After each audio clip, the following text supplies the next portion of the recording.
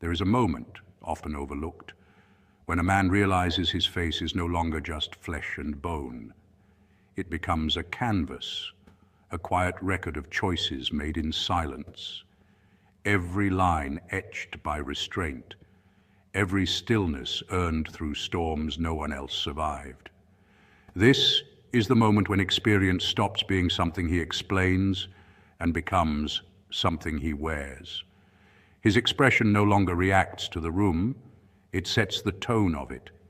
You can see it in the eyes first. A settled gaze that doesn't flinch, doesn't scan for approval, and doesn't rush to respond.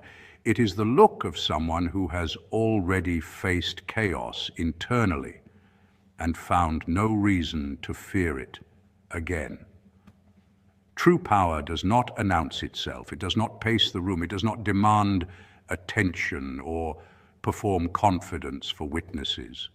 It sits, it watches, it listens, and when it finally speaks, the room adjusts, not because it is forced to, but because it senses weight behind the words.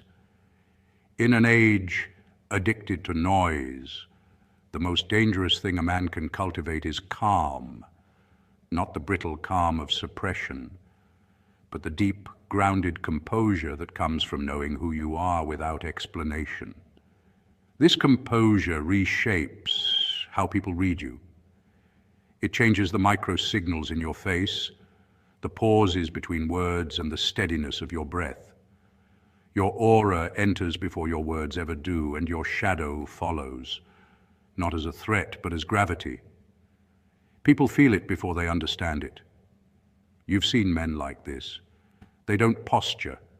They don't compete loudly. They don't chase validation or attempt to dominate conversations. They move like a ghost through chaos, present, alert, and unshakable. When pressure rises, they don't speed up. They slow down. When others panic, they observe. When emotions flood the room, they remain anchored. And somehow, without theatrics, without obsession, they become good at almost everything. Not perfect, not flashy, but effective, consistent, reliable under pressure. This is not the mythology of the aggressive Sigma sold for clicks and noise. This is something older, quieter and more refined. The art of elite self-mastery, the discipline of sophisticated influence. It is built through repetition, patience, and the willingness to be misunderstood while you sharpen your edge in private. Look closely at a composed face, and you'll notice something unsettling. It reveals nothing, yet communicates everything. Confidence without arrogance, focus without rigidity, control without cruelty. A masterpiece shaped slowly away from applause. Power that is silent has time on its side. It compounds, it matures, it outlasts noise. And once you understand this, you stop trying to look powerful and start becoming it. Let's break them down. Number one, the silent face. Why emotional stillness becomes a competitive advantage. There is a reason the most effective men in history were rarely expressive under pressure, not because they felt less, but because they understood something modern culture consistently forgets. Emotion is energy, and unregulated energy leaks information. Every micro-reaction, every twitch of impatience, and every unnecessary expression becomes data for the outside world. Over time, the face itself becomes a living archive of how a man handles internal pressure. A reactive face broadcasts insecurity before a single word is spoken. A composed face, however, creates uncertainty in others, and uncertainty quietly shifts power. When people cannot read you, they hesitate. When they hesitate, you control the tempo. This is where true influence begins, not through dominance or noise, but through emotional containment. When a man learns to regulate his emotional responses, His nervous system stops hijacking his decisions. Instead of reacting, he observes. Instead of defending, he waits. Modern neuroscience confirms this principle with precision. Emotional regulation strengthens the prefrontal cortex, the region responsible for planning, judgment, foresight, and impulse control. Men who master this do not appear calm by accident. Their biology has been trained for command. This is why calm men often appear good at everything. They are not more talented, they are less fragmented. They don't waste cognitive resources fighting internal chaos. Their attention remains intact. Their decisions remain clean. Over time, this internal order reshapes the external body. Posture becomes grounded. The gaze slows and sharpens, breathing deepens, timing improves. Movements lose excess urgency. His aura stabilizes.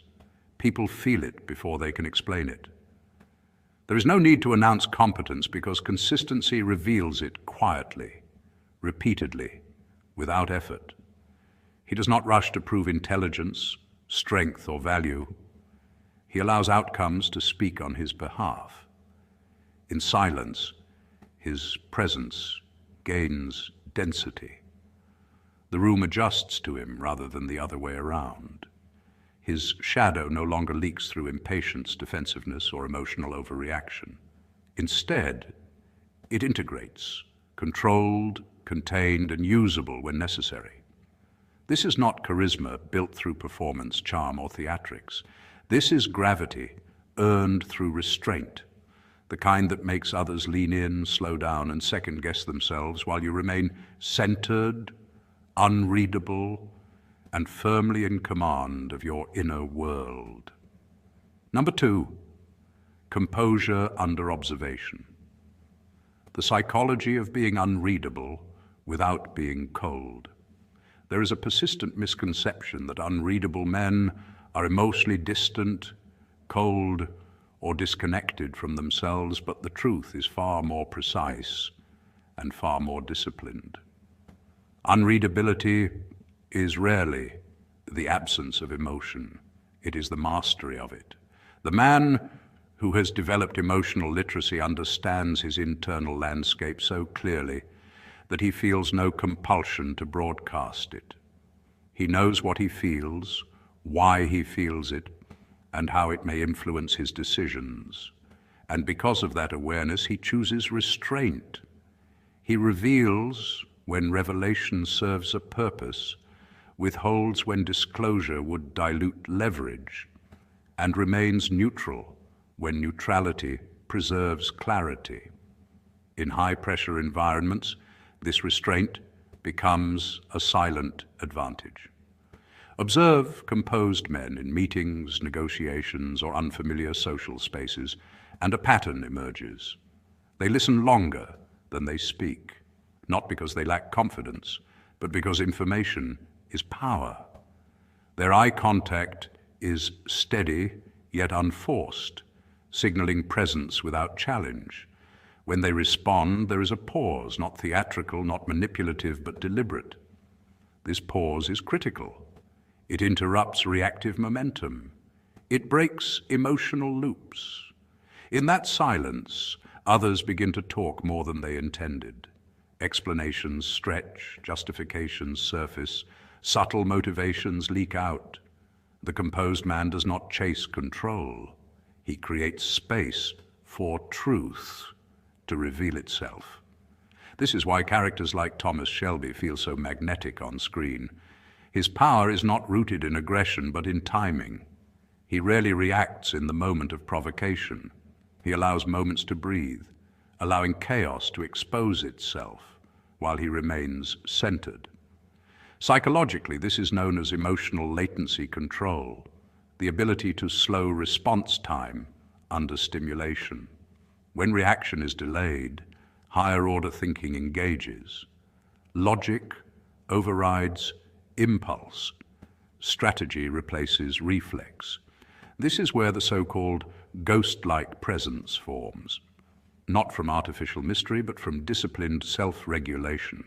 Humans instinctively project depths onto what they cannot easily decode. Silence invites interpretation. Calm invites assumption of control. Over time, this projection compounds. Influence grows without explanation. Authority settles without announcement. The unreadable man does not demand attention. He absorbs it. He does not dominate the room, he stabilizes it. And in a world addicted to noise, composure becomes its own form of power. Number 3, skill accumulation. Without identity attachment, why calm accelerates mastery. Most people never become competent across multiple domains, not because they lack intelligence, opportunity, or potential, but because they attach their identity too quickly to outcomes. The moment results feel like a reflection of who they are, learning becomes emotionally dangerous. Failure no longer feels like information. It feels like a verdict. Feedback stops being guidance and starts feeling like a threat. This is where progress quietly dies. The emotionally regulated man avoids this trap entirely. He understands something subtle but powerful. Skills are systems, not mirrors of self-worth. A missed rep, a poor conversation, a flawed decision, none of these define him. They simply reveal where adjustment is needed. This detachment is not apathy, it is precision.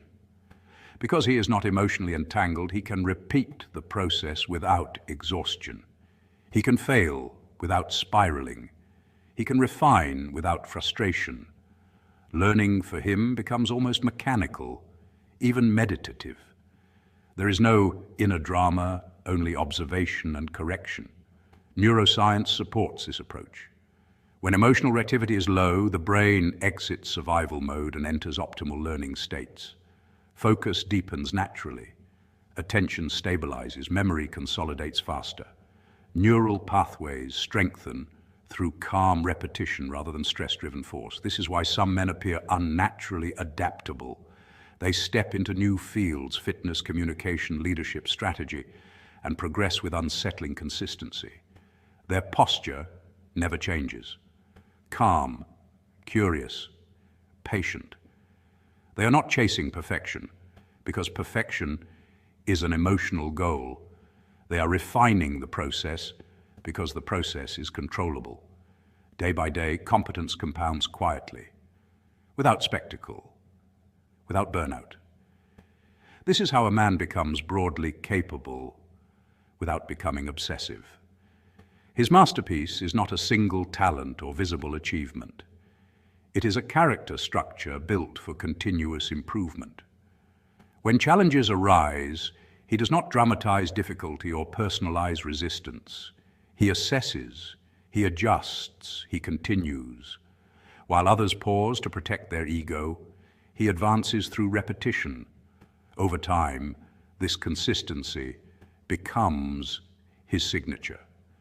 Not loud, not flashy, just inevitable. Number 4, the ghost effect. Influence that operates through absence and precision. There is a form of influence that does not announce itself, that never raises its voice, or competes for the center of the room. It does not persuade aggressively, does not dominate conversation, and does not rely on charismatic theatrics. It operates through precision and restraint. This is the ghost effect. It appears when a man is fully present but never excessive, when his energy is felt without being broadcast. He speaks when necessary, not when convenient. He exits before diminishing returns, before familiarity erodes impact. His silence is not absence, it is structure. Psychologically, this creates signal scarcity. Human perception assigns value based on availability. And what is not constantly distributed becomes weighted with meaning. When a man withholds unnecessary commentary, his eventual words land heavier, not because they are louder, but because they are rare and deliberate. This is not manipulation, it is economy. He understands that attention is a finite resource and he respects it, his own and everyone else's. In social environments, this restraint creates intrigue without performance and curiosity without effort. People lean in not because he pulls them, but because the space around him is uncluttered. In professional environments, this same quality translates into trust. Colleagues sense that he does not speak to fill silence or protect ego. He speaks to move outcomes. In leadership contexts, his steadiness becomes stabilizing. People feel anchored around those who do not emotionally fluctuate, who do not react impulsively, and who do not need to be seen managing perception. His shadow is present, but contained, acknowledged, but disciplined. It does not leak into sarcasm, defensiveness, or reactive decisions.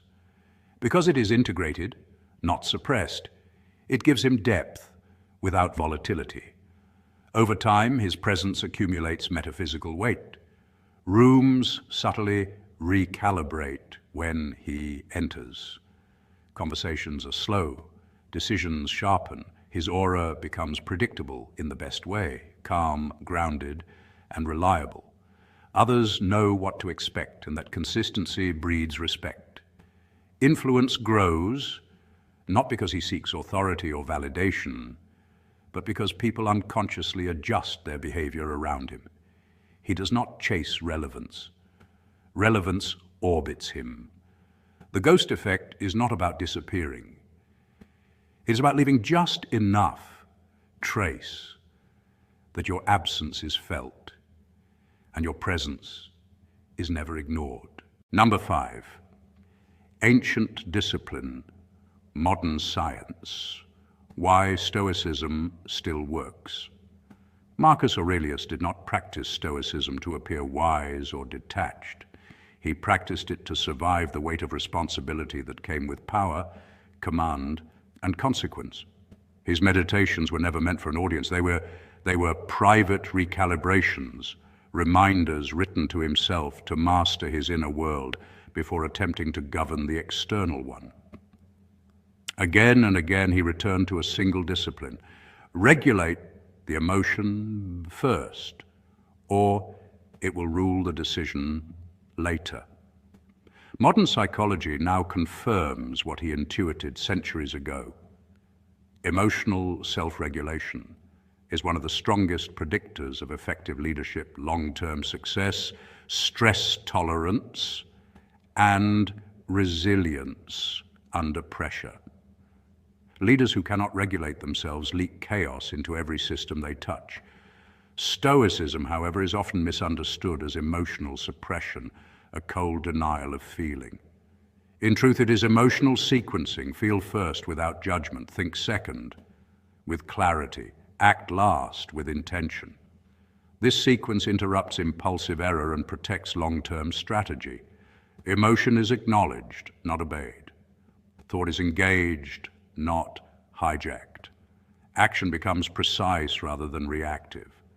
When a man internalizes this rhythm, he becomes effective across environments, conflict, isolation, leadership, crisis, or silence. He does not escalate unnecessarily because he is not threatened by sensation. He does not collapse under pressure because his identity is not fused to circumstance. His nervous system remains coherent, regulated, and grounded. That coherence transmits outward. People feel it before they understand it. Others feel safer around him. Conversations slow down. Decisions stabilize. Chaos loses leverage because it has nothing to hook into. This is why Stoic men often rise quietly rather than aggressively. Their authority is not claimed through force or performance. It is recognized through consistency. Their presence communicates order without announcement. Their shadow, their aggression, fear, ambition, and intensity is acknowledged internally, studied, and integrated rather than projected outward in destructive ways. Integration replaces inner conflict. Wholeness replaces volatility. And from that wholeness emerges a rare kind of power: calm under fire, clarity under pressure, and influence without noise. This is not weakness. It is containment. It is mastery. It is the quiet strength that endures when theatrics fail and when time tests every man's foundation. Number 6, redefining the Sigma, from lone wolf myth to sophisticated self-governance. The modern Sigma stereotype often emphasizes isolation, defiance, and emotional distance. But this caricature misses the deeper truth of what the refined Sigma actually represents. The evolved Sigma is not defined by opposition to society, rebellion for its own sake, or a posture of emotional coldness. He is defined by sovereignty within the world, not separation from it. He does not withdraw because he is wounded, resentful, or incapable of connection. He chooses solitude selectively, with intention, using it as a tool to sharpen perception, recalibrate priorities, and eliminate distortion. His independence is not antisocial. It is self-directed. He engages fully when alignment exists, when purpose, values, and energy are coherent. He disengages without drama, when noise outweighs meaning, when environments demand performance instead of presence. This discernment preserves his internal resources and allows sustained growth without burnout or fragmentation. He understands that constant exposure dulls awareness, while intentional distance restores it. His shadow is not projected onto the world through conflict, arrogance, or dominance games. He has confronted it internally, integrated it, and therefore no longer needs enemies to feel defined. His aura does not intimidate through threat or posturing. It steadies through coherence. People feel calmer around him, not because he tries to lead, but because he is internally ordered. He becomes competent across many domains, not out of insecurity or the need to prove superiority, but because he removes internal friction. When fear is resolved, learning accelerates. When ego quiets, feedback becomes usable. When emotion is regulated, consistency emerges. Calm becomes his default state, not as suppression, but as mastery. From that calm, clarity emerges naturally. From clarity, effectiveness follows without strain. His actions are precise because they are not rushed. His words carry weight because they are not excessive. He moves without urgency, yet nothing about him is passive. This is elite self-mastery in its most understated form. This is sophisticated influence that does not announce itself or seek validation. It operates beneath the surface, shaping outcomes quietly, while others chase recognition. And this is why, when such a man enters a room without spectacle or demand, something subtle shifts. Conversations recalibrate. Tension lowers. Attention reorients itself instinctively, not because he commands it, but because coherence is rare and the nervous system recognizes it immediately. He does not compete for the spotlight, yet the spotlight adjusts to him, not through force, not through fear, but through the unmistakable gravity of someone who is fully self-governed.